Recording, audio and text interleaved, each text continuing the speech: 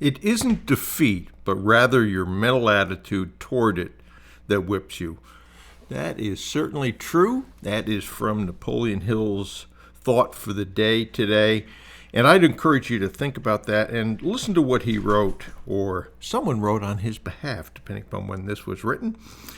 There are many things in life you cannot control, but you can always control your attitude toward them. Defeat is never permanent unless you allow it to be so.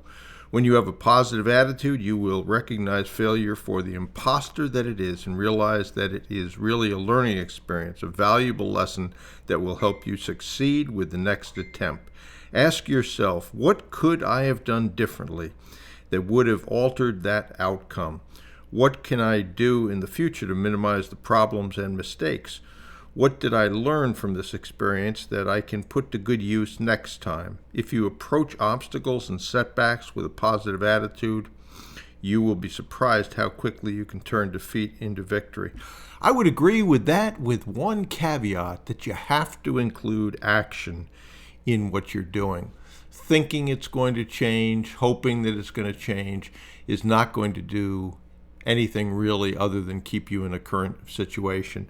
So to recognize that every adversity carries with it the seed of an equivalent benefit if you use it, and push forward knowing that you're not whipped until you accept that you're whipped. And over my career, which I guess has spanned about 45 years now between corporate and the entrepreneurial portion of it, I have had a lot of setbacks, a lot of things that didn't work out, a lot of business transactions that didn't get completed for any number of reasons, and each of those have taught me something. But just recognize that failure is part of this process. Not everything you are going to do is going to work.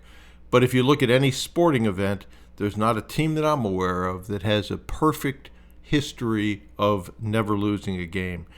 In sports, as in business, as in life, you will reach periods where you have setbacks, things don't go as you want, you analyze those, and you figure out, okay, what would I do next time? That's one of the biggest lessons I learned in managing people. Most good people, you don't have to tell they screwed up, they know it.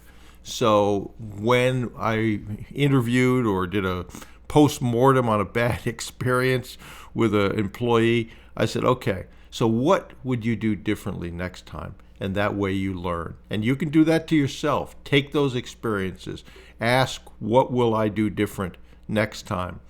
Most of the time, that's take more action, learn the mistakes that you made and correct them and move forward. But with that attitude and not accepting defeat as final and failure, you will stand a much, much better chance of getting to where you want to get to.